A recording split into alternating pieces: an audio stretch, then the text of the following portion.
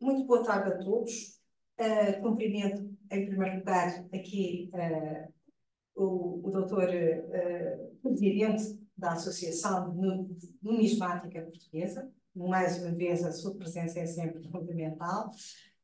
E o orador, evidentemente, o doutor Almirante João Menezes Cordeiro, a quem eu felicito com um especial ênfase, dado o nosso conhecimento, há anos, toda a sua preparação excelente, sempre no doutoramento, e finalmente a defesa de tese, evidentemente, portanto, em 2021. Todos conhecem, mas eu recordo que médico, licenciado pela Faculdade de Ciências Médicas de Lisboa, ingressou na Marinha em 1982 na classe médico naval, foi o primeiro aluno, isto é sempre de salientar, o primeiro aluno a concluir o doutoramento em História Marítima, portanto, no convênio Escola Naval e Faculdade de Letras da Universidade de Lisboa, em 2001, finalmente, além de ser sócio da associação, é também sócio da Academia da Marinha. Portanto, eu cumprimento todos os presentes e vou dar imediatamente início, portanto, à fala de hoje, à conferência de hoje, que se intitula No Tempo dos Habsburgos, a Prata. Vamos agora tentar colocar... Boa tarde, bem-vindos a esta sessão. Obrigado, professora Maria Leonor, Garcia da Cruz, pelas suas amáveis palavras, pela sua grande ajuda nestes temas. Obrigado, engenheiro, presidente da Associação Portuguesa de Numismática, pelo seu apoio. Então vamos falar da prata dos Habsburgos. Ora bem, prata dos Habsburgos, quando estamos a falar em moedas portuguesas, qual é que é a questão? Bom, a questão aqui é muito importante, cada vez que se fala nesta área, temos que pensar nisto. A prata dos Habsburgos foi fundamental. Século XVI, século XVII, porque explicou um certo número de coisas que ocorreram, ocorrências, conferiu uma nova dinâmica ao curso da história e, naturalmente, teve repercussão em Portugal. Em Portugal, quando? Antes, durante e depois da integração na unidade ibérica dos Habsburgos. Como se integra na evolução monetária portuguesa? Vamos ver que na tipologia monetária não foi diretamente. Houve um compromisso nas Cortes de Tomar de 1581 que foi respeitado. E não vemos, portanto, na tipologia das moedas, quando falamos em tipologia, falamos em duas coisas, que é a legendagem e que é o motivo. Quando falamos em tipologia, não vemos que aqui que haja alterações aqui na presença dos Habsburgos. Isto de uma forma direta. Agora, de uma forma indireta, claro que houve nos períodos antes, durante e depois. E agora, em termos de evolução da moeda, isto vai-nos conduzir ao final do reinado de Dom Sebastião, até ao final da cunhagem das moedas manual, ou seja, a martelo. Portanto, até ao início do período da cunhagem mecânica. Muito bem. Ora bem, vamos somar mais ou menos este século XVI, mas foi o primeiro fenómeno da prata do Império de Habsburgo, onde estavam as minas, como é que era feita a exploração, o tratamento, o transporte, qual era o fluxo, e o que é que representou uma moeda especial, colonial de alguns. Depois a repercussão que houve em Portugal antes, depois e durante a unificação das coroas. A seguir passamos à descrição das moedas. A moeda portuguesa no final da dinastia de Aminhos, a moeda na dinastia filipina e a moeda durante a Guerra da Independência. Temos aqui umas pepitas de prata, muito evocadora da época. Então o que é que aconteceu? Século XVI. Vem uma grande quantidade de prata da Europa via América. Quais eram onde é que estavam as unidades de exploração? Estavam nos dois grandes vice-reinados primitivos, que era a Nova Espanha, México, onde vinham das minas de Joana Campo, de Vila de Real del Monte e Zacatecas, e a mais importante de todas, vinha do vice-reinado do Peru, do Alto Peru, que era a mina de Potosí. A mina de Potosí foi aquela que mais produziu em toda a América. Sim, está bem? A mina de Potosí foi aquela que mais produziu durante este tempo e vamos dedicar especialmente a ela. Veremos porque tem importância. Além, naturalmente, por causa do fogo de prata que dela foi extraído.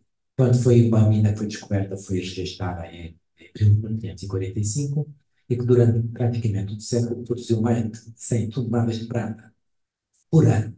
O chamado Cerro Rico, ou Montanha Rica, e, naturalmente, força da riqueza criada, gerou-se aqui a cidade mais populosa de todo o mundo desta época. Foi a cidade de Potosí.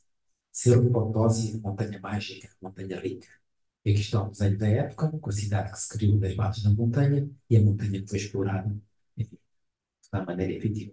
Ora bem, acontece que durante os primeiros 30 anos da exploração, quem tinha a tecnologia da mineração da prata, da separação da prata e depois do apuramento do minério e depois da separação da prata, era uma tecnologia que os índios tinham.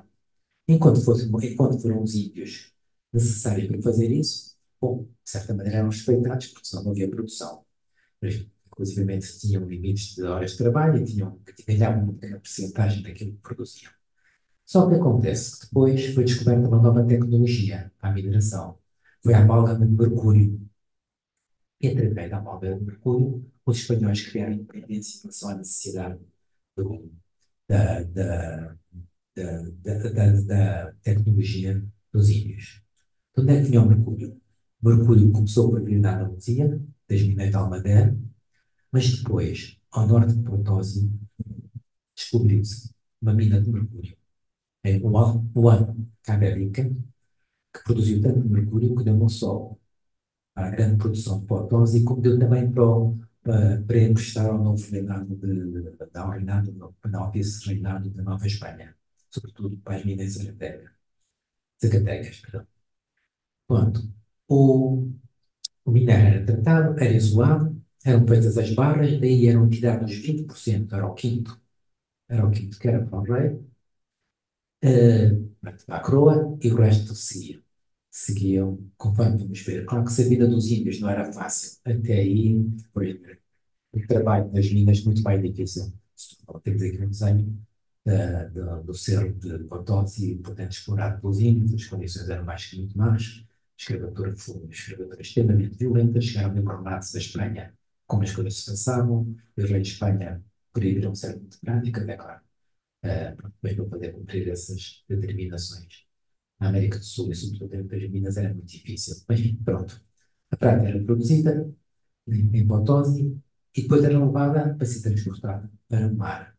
Ora bem, estamos a falar na costa do Pacífico. A prata tinha sob forma, portanto, barras marcadas. Era uma viagem de cerca de 110 léguas, que durava 22 ou 23 dias. Iam, portanto, em dorsos de lamas, ou iam depois com mulas, ou transportadas por mulas, e faziam, portanto, a viagem vinha de Potosí até ao Porto de Arica. Portanto, este trajeto aqui está o trajeto de Mercúrio, para de cima, que lá de América para Potosí, e para as vidas iam diretamente de Potosí. Iam diretamente de Potosí para Arica, e em Arica, portanto, por via marítima, iam para Calau, para o Porto de Calau. Depois, do Porto de Calau, temos aqui, iam para o Panamá, diretamente para o Panamá. Panamá porquê? Porque era aqui um estreito que estava aqui, portanto, era onde era mais fácil conseguir-se transportar o minério, portanto, o metal precioso, para o Atlântico, onde os barcos poderiam levar para as máquinas transportar. A concentração que se fazia em Portugal, portanto, Panamá dão cerca de 70 quilómetros. 70 quilómetros desses que eram muito duros, que as condições de viagem que atravessavam, apesar de ser um estreito de 70 quilómetros apenas. Depois havia toda a espécie de patologia tropical, havia pântanos, havia mosquitos, havia tudo, enfim, as baixas eram muito grandes. Mas assim e tudo, chegava-se a Portugal. Portugal iam normalmente os navios para Havana.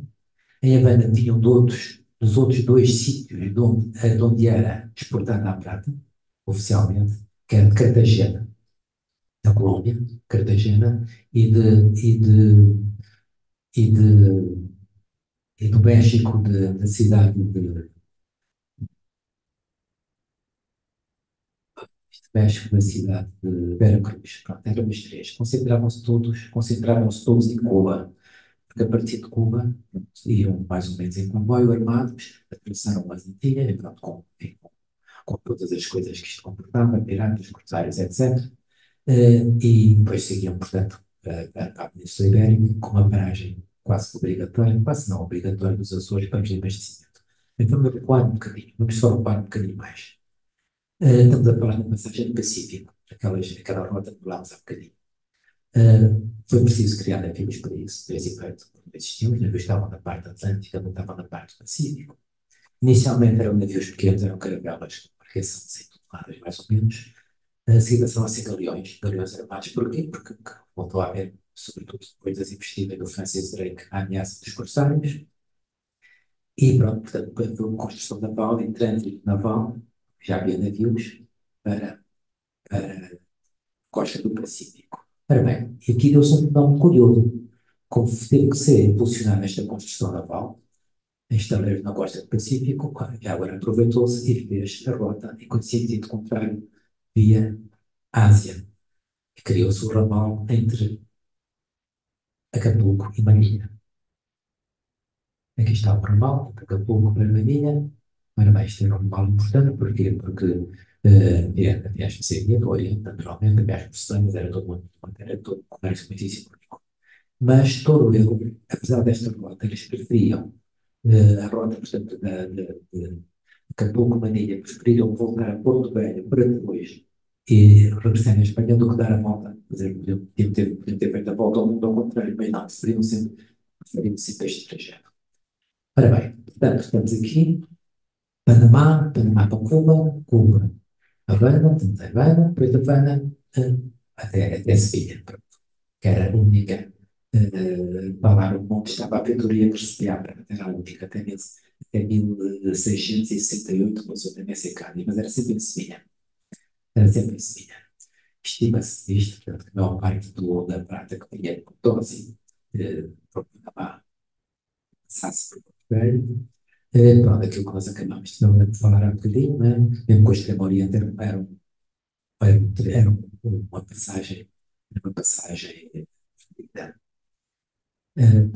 Portugal, segundo alguns números que se conseguem dar daqui, que se pode ser tangible, até ainda há alguma investigação, para não dizer bastante a fazer, bem, 35 a 40% de todo o comércio exterior do novo Extremo Oriente, Brasil e contrabando incluído são obra de Portugal. Ora, e cá estamos os circuitos, pronto. O circuito do Oriente, depois o circuito do Ocidente, que é para a vinha da Habana para Sevilha, que aproveitava os ciclos ventos, que já tinha sido descoberto por Cristóvão Colombo. Era uma viagem que durava cerca de Havana até Sevilha, cerca de 4 meses, e a viagem de volta cerca de 5 meses. Uma caminhada mais curtas do que aquelas que os portugueses tinham que fazer para ir para a Índia. A tributação, portanto, a parte que havia à coroa, que era 20%, era normalmente feito nas barras, portanto, em barras, e as barras que eram exportadas ou importadas para a Espanha, vinham sob essa forma, sob forma de moedas já cunhadas, ou seja, que eram secadas da moeda. Nas Américas foi cunhada a primeira no México, depois em São Domingo, depois em Lima, depois em Potosí, depois em Bogotá e uma mais tarde, já no século XVIII, em Santiago do Chile. Em Espanha, as câmaras da moeda que trabalhavam as moedas que vinham cunhado, mas em barra, mas eram praticamente as mesmas de Idade Média. Segovia, Sevilha, Toledo, Valladolid, Saragossa e Coimbra Nova, Granada, já pela conquista de Granada. Esta era a forma por qual a prata chegava, ou sob forma de moeda ou sob forma de barra. Ora bem, qual foi agora a produção? Não era só prata, não era também ouro. O ouro também vinha do Novo Mundo e teve uma grande importância. E, sobretudo na primeira década de 20 do século XVI, praticamente era só o ouro que era explorado de uma maneira, portanto, de forma de rios com garimpagem, não é? Principalmente provenientes do norte de Granada, mas é principalmente o ouro. Na década seguinte, as coisas alteraram-se, década de 30 do século XVI, com a abertura das minas de prata do México e do Peru, passou a ser 6 vezes mais, houve 6 vezes mais prata em volume do que o ouro, e na última década do século XVI foram 187 vezes mais de prata. Portanto, a prata teve um volume avassalador. E cá está, entre 1550 e 1660, a quantidade de prata trazida para a Europa teve 18 mil toneladas. Estima-se 18 mil toneladas. O ouro, no mesmo período de tempo, foram 200 toneladas. portanto, substancialmente menos em termos de. Isto era, as decisões muito tomadas eram as que chegavam à Espanha, nem todas chegavam àquele trabalho da professora Ana Desauli, que calculou que por essa altura, nos finais do século XVI, de cada 300 toneladas anuais, saíam das minas, na América, 20% ficava na América, ficava lá, portanto, a desenvolver as atividades locais, 15% era apesada pelos piratas, e 10% ficava para o comércio, aquele tal comércio que eles estabeleceram com a linha das Filipinas. E das 200 toneladas chegaram na Espanha. Pronto, isto naturalmente são números que têm que ser vistos eh, uma certa aproximação. O, ora bem, com uma capacidade fiduciária tão grande e com os domínios tão extensos, temos aqui a cor de laranja, os domínios de Filipe II, depois aqui a ver já a parte que depois ele herdou, pronto, ficou, herdou, enfim, com o português, portanto, ficamos com uma extensão muito grande, territorial, uma grande capacidade, uma grande quantidade de mão de obra, naturalmente, foi criada uma moeda que se expandiu por toda esta área, principalmente a moeda quebranta, que era aquela que havia mais produção. Houve várias, portanto, várias unidades, mas houve uma que marcou especialmente, foi o real de A8. O real de A8, claro que havia subunidades, era o real de A4, o real de A2, o real simples, mas o real de A8 teve, de facto, um efeito hipnótico nas pessoas. Na altura a moeda era reconhecida, nós atualmente quando olhamos para uma moeda nossa, uma moeda de 1 euro ou 2 euros, ninguém está preocupado com o valor em si da moeda. Sabe-se que ela representa um valor e esse valor é aceito. Mas na altura não, o valor estava na própria moeda. A própria moeda tinha que ter um efeito psicológico sobre as pessoas. E realmente o euro de hoje tem um efeito muito grande, teve um efeito muito grande. Na altura foi aceito com mínimos de já daqui a bocadinho. Foi a primeira moeda internacional ao fim e ao cabo. Temos aqui duas variantes, portanto, com várias, mas depois foram mais importantes, sobretudo aqui no reinado de segundo, é aquilo que nós mais estamos a analisar agora. Em todas elas, numa das fases está então, as armas de Castela, a América era uma conquista de Castela, o Leão e o Castelo de Castela, era da Maquedonte. Depois, no outro lado, temos as armas todas de Filipe II, cá está neste primeiro quadrante, o Leão e Castela. Depois temos Catalunha, depois temos as duas Sicílias, depois temos Borgonha e a Brabante, depois temos a Áustria e a Borgonha. Borgonha antiga e Borgonha moderna, mais moderna. Depois no meio aqui não se vê muito bem, mas temos também, ficou aqui um bocadinho apagado, temos a Alsácia e o Tirol. Na outra, tem uma coisa muito curiosa, muito exemplar. De um lado também as armas de Castelo e do outro lado temos as colunas de Hércules, unidas pelo mar, temos o mar por baixo e depois temos umas inscrições por cima que dizem, ao fim e ao cabo estas inscrições variam muito, até questão de abreviações, mas que querem dizer o seguinte, dois mundos do Império unidos pelo mar, dois mundos do Império unidos pelo mar. Quantidade muito grande, como já falámos, foi uma referência, correu em todo lado, serviu de inspiração a várias moedas, à chinesa, à italiana, à japonesa, foi a primeira moeda global. No dólar, correu até a moeda em 1857. Alguns autores veem esta evolução no símbolo do dólar, portanto, com base no real de Carlos III de Espanha, que é um campeonato efetivamente aqui, mas onde estão as duas colunas, os tais ditos e o mar por baixo, então teria havido esta evolução. Isto é um bocadinho, não há problema nenhuma disto, mas pronto, é aceite. É aceite. Possa ter sido assim, as colunas evoluíram por dois traços e um documento que fala na unidade entre os dois mundos evoluiu por parece. Bom, e agora, por já se for desenvolver esta moeda, a guerra é cara, a guerra tem que ser financiada, a guerra é cara, a guerra tem que ser financiada, e a Espanha praticamente lutou contra a Europa toda.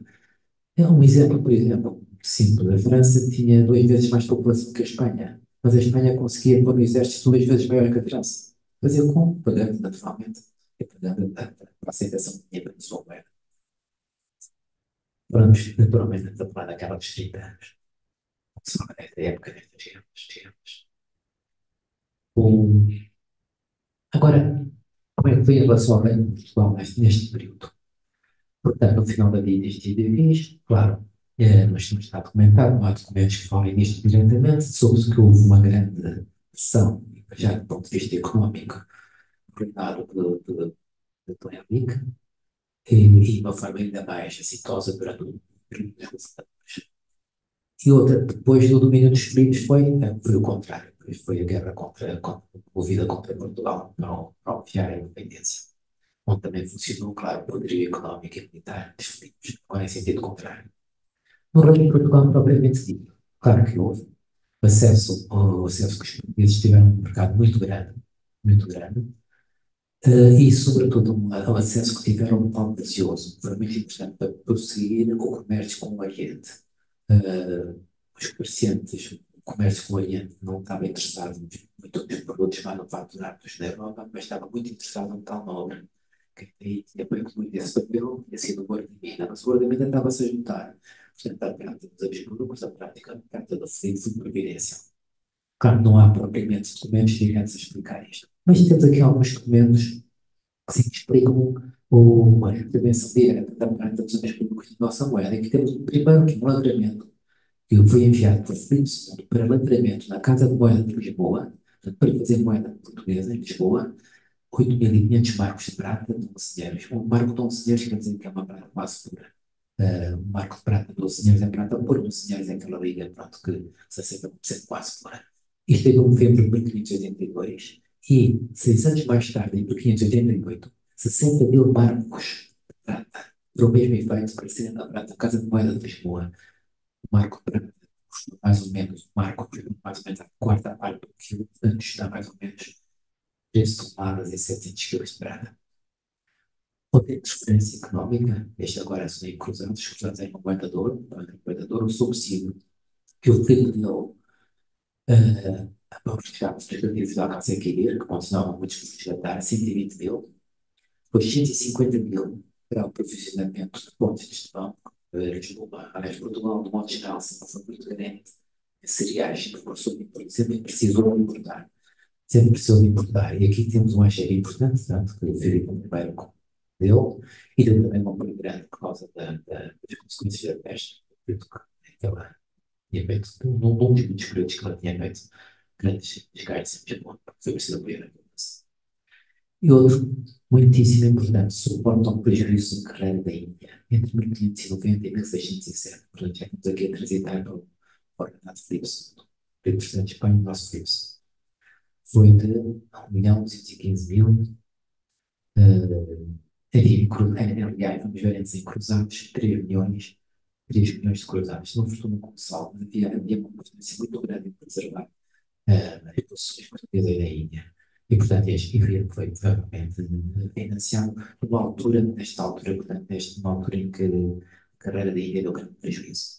Bom, isto exemplo prático de intervenção direta financeira dos filhos.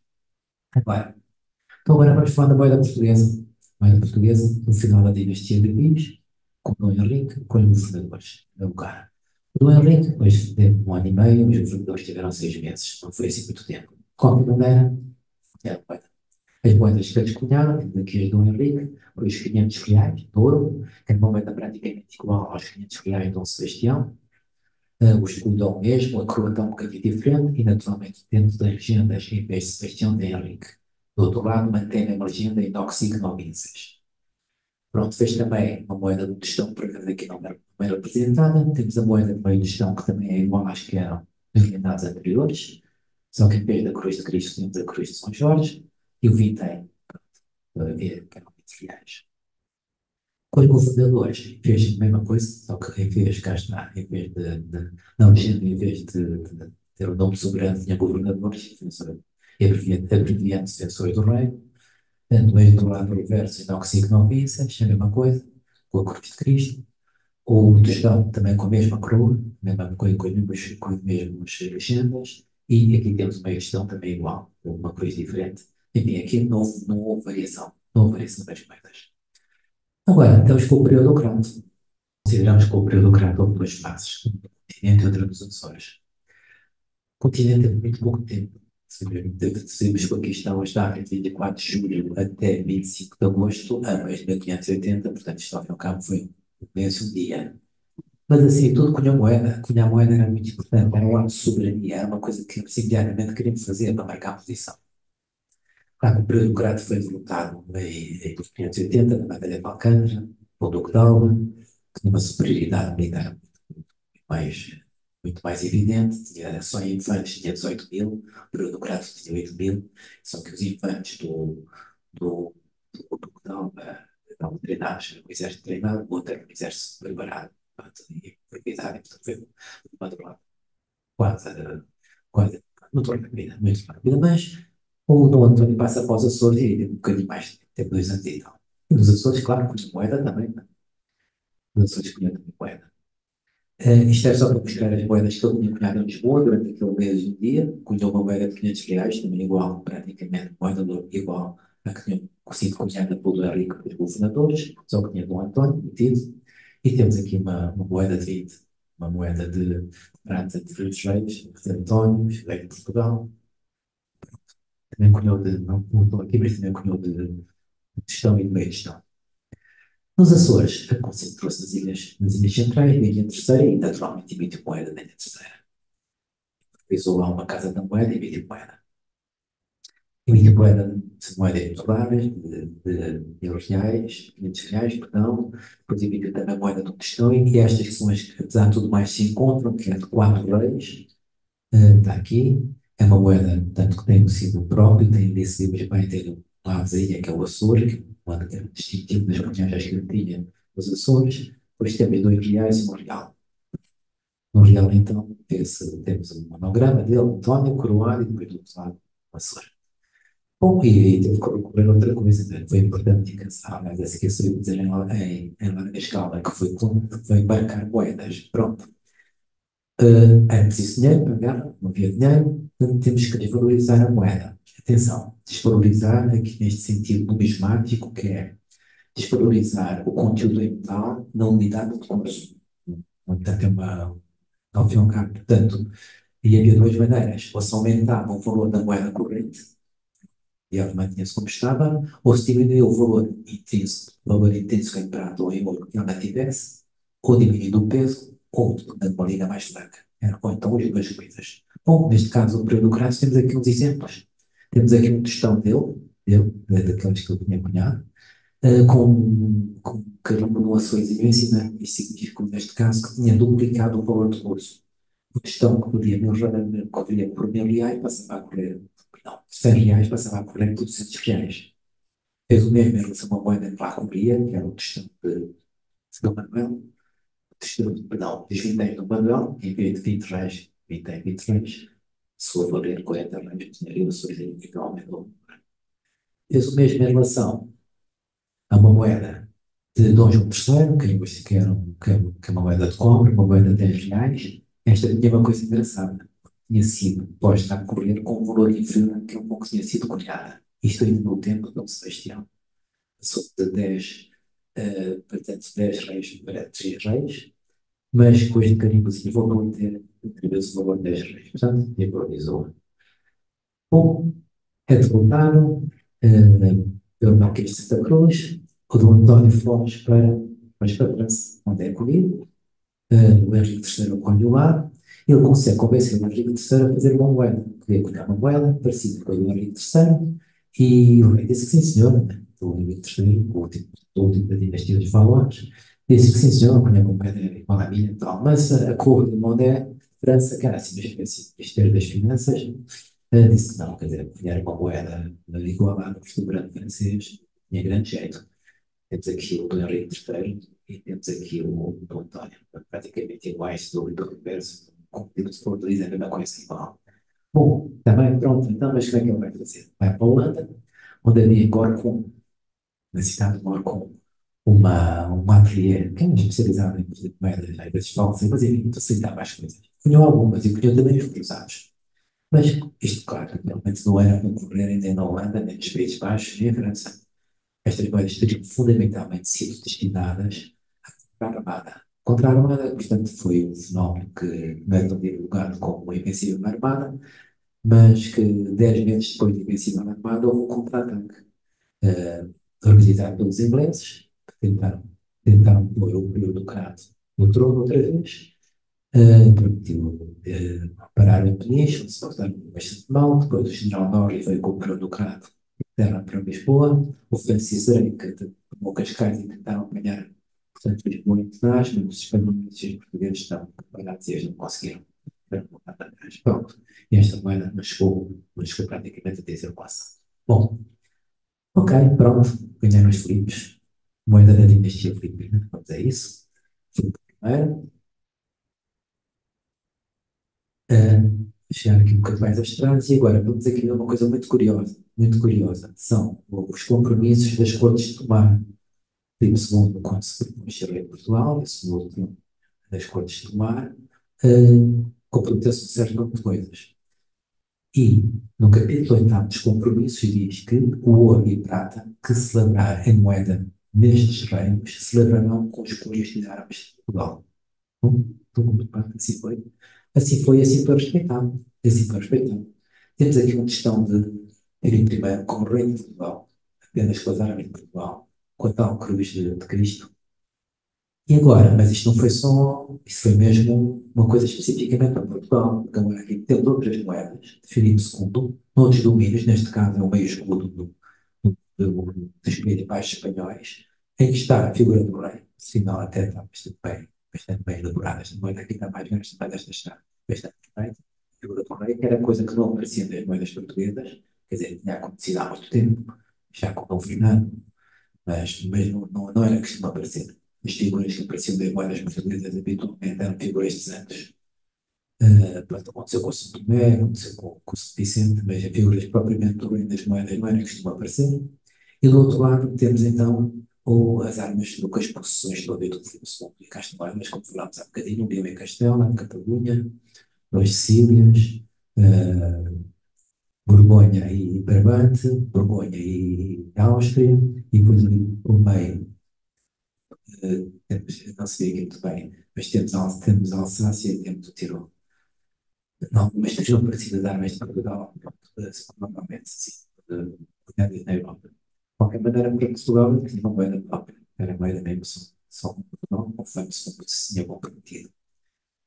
Em ouro, o que é que ele começou por cunhar? Começou a cunhar as moedas de 500 reais, estudo muito igual às que tínhamos anteriormente, só uma vestida diferente, bonito, aqui tem com os soldados e tal, a legenda abaixo da cruz de Cristo, ao lado da cruz de Cristo, inoxide 9 incenso.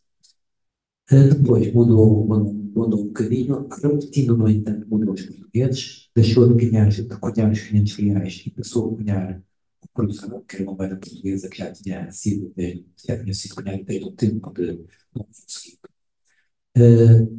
Em vez de valer quase 500 reais, valia 400 reais, era o cruzado, depois dois cruzados e quatro cruzados, portanto, por 800 reais, 1.600 reais. Cunhou também o tostão, cunhou também o meio tostão e cunhou também o vintém. Todos com as mesmas armas e as mesmas indicações. Portugal. Mais que isso, foi buscar umas moedas que tinham sido cunhadas no tempo de Dom João III, que era a moeda de 80 reais e de 40 reais, portanto, de 4 vinténs e de 2 vinténs. Bom, na Índia, quando a moeda é 2 pardais, pronto, 2 pardais, que é uma moeda que já tinha sido cunhada, também já era tradicional, depois passamos agora ao rei seguinte, ao Filipe II, e vemos a mesma coisa. As moedas que cunham foram praticamente iguais, e parece também o Filipe Rei não tem a designação do número, mas nós distinguimos pequenos pormenores, por exemplo, aqui nos quadrantes limitados pela cruz, temos aqui umas arolalazinhas que nos permitem saber que é o Filipe II, que às vezes é difícil de se distinguir das Filipe III. Temos aqui também o meio tostão, temos o tostão e temos o vintém. Portanto, como vemos, muito parecidas, praticamente iguais. Também temos a moeda de dois pardaus, da Índia, da cor de Goa, e conferir terceiro. Permitimos a mesma coisa praticamente, não é? Temos quatro cruzados, temos um vintém, temos temos o meio tostão e temos o tostão, parecidas, com aquela diferençazinha que às vezes nos permite dizer, que é palavras um bocadinho desarogadas e outros pequenos sinais, mas sempre com designação de Filipe no Portugal. E temos o perdão, o Filipe III também, o perdão foi sempre sendo cunhado que era a moeda de ouro, experiência cunhada na Índia, mas Deus o tem naturalmente, não foi só esta, é só um exemplo, não é? Cunhado em Goa em 1633, e cá está o São Tomé com aqueles dedos característicos ao Evangelho para introduzir na chaga de Cristo por causa da incredulidade, etc. O São Tomé, como tinha sido descoberto do São Tomé, costa oriental da Índia, desde o tempo de Dom III, que se tinha feito do grande conceito de culto e moeda de ouro, inclusivamente, passou a ter o busto do santo. Bom, a independência veio a guerra, né? Com a independência veio a guerra, é preciso dinheiro e é preciso dinheiro e é preciso arranjar. O João IV é aclamado, não é? Foi preciso carimbar moedas em grande quantidade, é aquilo que nós falámos há um bocadinho, aumentar-lhes o valor do curso, não é aumentar o curso. Uma das maneiras era pôr um carimbo a dizer que valia mais. Então foram abertas casas de moedas, especificamente, é um campo de Chicago, e foram nessas cidades todas. Não eram casas da moeda, eram casas de colhagem. Limitavam-se a pegar as moedas que existiam e pôr-se o comia em cima. Claro que a população aderia, porque passavam a valer mais as moedas, passavam a ter um produto de curso superior, não é? E, e, e, e cá estão as moedas que ele fez, portanto, a moeda do meio tostão, cruzado de prata, portanto, 4 vezes mais que o tostão, enfim, tem 20 reis, 50 reis, 100 reis e 400 reis. E cá estão as colheres das contra-colheres. Temos aqui uma moeda que nem sequer era de Dom João, que nem sequer era de Dom João IV, mas era um tostão que valia 100 reais, vai estar com um carimbo que vai valer 120. E o real de hoje, o célebre real de hoje, está aqui com um valor. Ele teria um curso mais ou menos 600, 500 e muitos 600 reais, carimbo de valia 640 com a coroa portuguesa. Esta moeda se corria com esse valor. E em relação à moeda de ouro, cá está, os quatro cruzados, 1642, valeriam, portanto, 1.600 reais, mas passou logo por meio, por pouco depois, 3.000 reais. Em vez de 1.600, 3.000. Portanto, melhor ainda é esta. O cruzado, que era de 4 cruzados, o cruzado, que inicialmente valeria, portanto, 400 reis, passou logo por meio para 750 reis, e a seguir puseram um carimbo, este carimbo já era Renato II, da Afonso VI, a dizer que valia 1.000 reis. Pronto, tudo foi maneira de desvalorizar num curso do valor intrínseco da moeda. Foi necessário, foi fundamental. Outra maneira foi por simplesmente diminuir o tamanho da moeda. Temos aqui em fevereiro de 1641 o tostão. Temos aqui em junho de 1643 o meio tostão, mais pequeno que o meio de prata. Isto teve que ser feito em alta escala. Mas aqui há um fenómeno também curioso. A moeda de cobre não tinha sido cunhada pelos primos. Os primos nunca cunharam moeda de cobre como tipo de não cunharam não por mais nada, porque não era preciso. Não era preciso, havia muita moeda circulante de cobre, não era necessário estar-se a fazer isso. Mas Dom João IV já cunhou de 5 reais, 3 reais que temos aqui embaixo, e de real e meio. Real e meio, está aqui. Cunhou, mas pouca também, porque não era necessário. Realmente a moeda de cobre continuava a ser bastante. Bom, extraordinário, apesar de tudo, apesar do desafio iminente, né, temos relativamente paz, temos aqui uma batalha um bocadinho mais séria, que foi a Batalha de Montijo, que foi entre o território espanhol. Pronto, entretanto, a Catalunha estava-se a tentar tornar independente e se concentrou as forças espanholas todas em Zumbi, uma coisa já desconhecida. E, portanto, há algum tempo à preparação para poderem outras coisas lançar sobre as pessoas, 10%, arranjar ameaças estrangeiras, valorizar a moeda, e aí, para ter mais capacidade, de circulação, e foi criada nesta altura, em 1646, uma moeda medalha muito curiosa, chamada Conceição de Prata. Portanto, em 1646, Nossa Senhora foi considerada a primeira protetora de Portugal, e foi feita uma moeda já feita por máquina, portanto já não foi, já penso que mais perfeitinha, já foi cunhada manual, já foi por engenho, foi a segunda. A primeira tinha sido o engenhoso Dom Sebastião, veio o engenhoso Dom Sebastião, que depois foi abandonada, e esta foi a segunda unidade do João IV. O que é que significa? Portanto, temos aqui a senhora sobre uma lua que simboliza, em cima do mundo, onde está uma serpente enroscada, e depois um certo número de atributos que eram dadas pela igreja,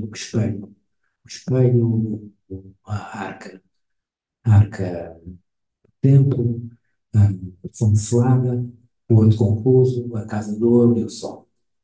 Bom, esta banda praticamente não correu. Mas se corresse era por 600 reais.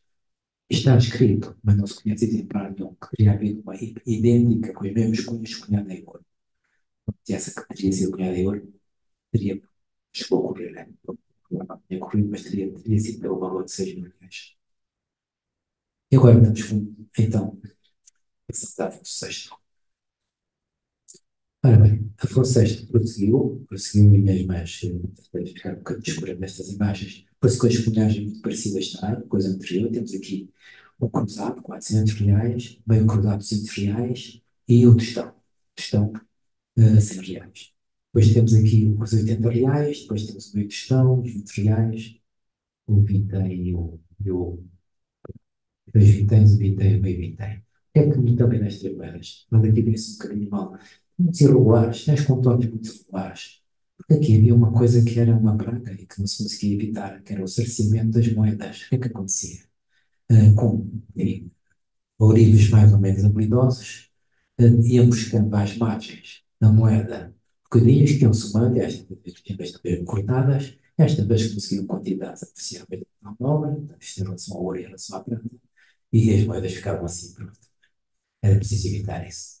Bom, claro, naturalmente o Afonso VI também fortemente carimbou moedas. E temos aqui uma moeda de um cruzado de 400 reais a 1500, temos aqui uma moeda de 4 cruzados, temos aqui uma moeda de 2 cruzados, agora em vez de 800, 450, aqui meio estão a valer 100, e também nas moedas, que neste caso na, na baia da cavalaria, portanto, o real de hoje, portanto, o 4 real de hoje, que rendia em princípio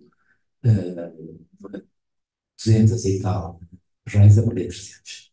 Temos aqui dois exemplares dessa contra-colhagem.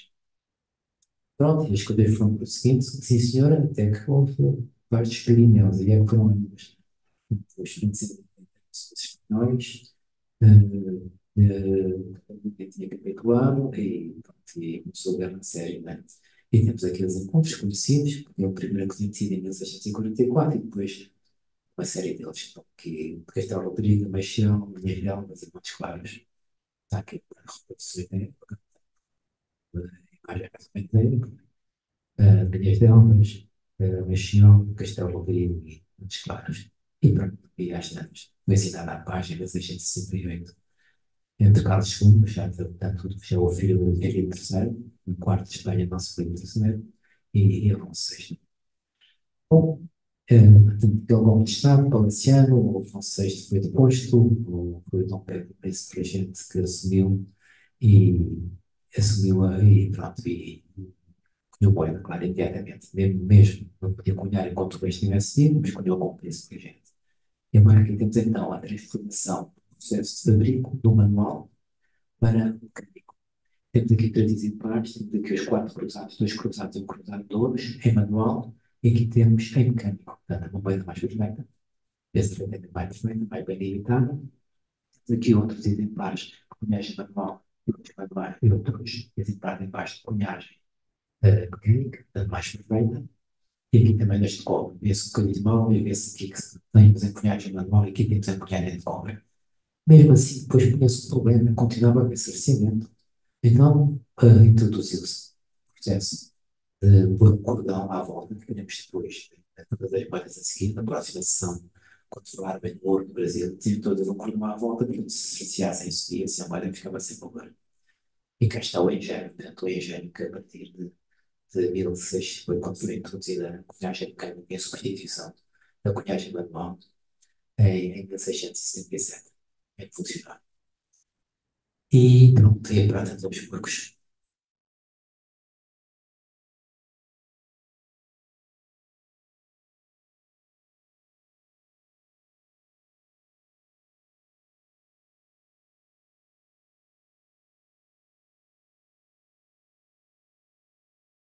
Bem, professor Amador, em relação ao primeiro, porque é que foi interrompida a colagem mecânica depois de ter sido feito o engenhoso que era uma moeda de 500 reais no Sebastião, não há assim nenhuma justificação, sabe-se, que houve resistência dos moedeiros. Houve resistência dos moedeiros. Pronto. E a coisa não acabou por não prosseguir. Tinha vantagens sem dúvida nenhuma, que era aquela, sobretudo, de evitar a falsificação entendendo como cerceamento, né, como a retirada ilegal do valor intrínseco da moeda através de lhe cortar as bordas, né? Mas, de facto, não há assim nenhum documento. Sabe-se que foi o Sebastião que fez isso, portanto, portanto, a primeira moeda foi em 1572, salvo erro, que foi já no governo pessoal mesmo de Dom Sebastião. Pronto, mas não pegou, portanto, a moeda pegou só realmente bem mais tarde, já com em 1646, com o Dom João IV, que aparece em Conceição, e depois já com em 1677, com o Príncipe Regente, definitivamente, passou a ser a viagem mecânica, que mesmo assim depois teve que ter um aditamentozinho, uns anos depois que continuava-se a cercear na mesma, então foi pôr o cordão de ouro à volta da moeda. Portanto, a partir daí, se a moeda fosse falsificada, passava a saber que estava falsificada e perderia valor, e as pessoas podiam não a aceitar. Por um fenómeno que havia na moeda antigamente, que as pessoas podiam não aceitar a moeda. A moeda tinha um valor, e as pessoas não conheciam o valor. Em determinado negócio, num determinado negócio, portanto, em que a moeda era o elemento de transação, podiam ser aceitos, por simplesmente. Né? Agora, se tivesse um bocado mal feita, se calhar feita a martelo, se calhar cunhada manualmente, isso não era assim, paciência. Agora, se fosse uma moeda perfeitinha, com o cordão à volta, muito bem feito, e tivesse botão, as pessoas viam que a moeda tinha sido adulterada. Isto portanto, em relação à cunhagem mecânica. Agora, sim, sim, claro, correram moedas, o real de hoje correu, o real de hoje correu nos Açores, correu em Portugal, né, com o valor que era atribuído. Nos Açores, inclusivamente, como vimos, o Dom António põe o preço, contracunhou, põe um bocadinho, a dizer orientais, mais um bocadinho, e o próprio Dom João IV se contracunhou moedas escolhiam moedas de real de hoje e de frações de real de hoje, como estava há bocadinho, o real de A4 e o preço que eles corriam.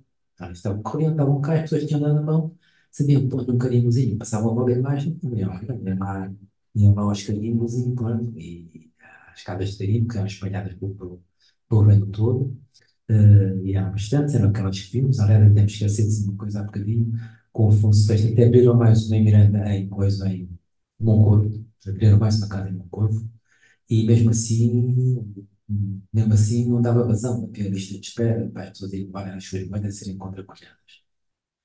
Mas sim, realmente correu nos Açores, correu nos Açores. Realmente hoje correu em todo lado, era uma moeda correr na Europa, correr em todo lado. Em Portugal correu também, claro. Só que as moedas cunhadas pela Casa de Moeda de Lisboa eram moedas, só que as contas são passadas por essas outras partes chegavam aí em todo lado. Eu agradeço muito ao doutor Almirante João Menezes Cordeiro pela sua preleção, foi de muito interesse, ainda bem que o Centro de História tomou a iniciativa de gravar estas conferências, que vão ser futuramente, com certeza, muito úteis para quem as ouvir. E só tenho que encerrar a sessão, não é verdade? Agradecendo uma vez mais a presença do Sr. Engenheiro e a boa disposição, muito saber, realmente, do nosso amigo João Menezes Cordeiro. Muito obrigada.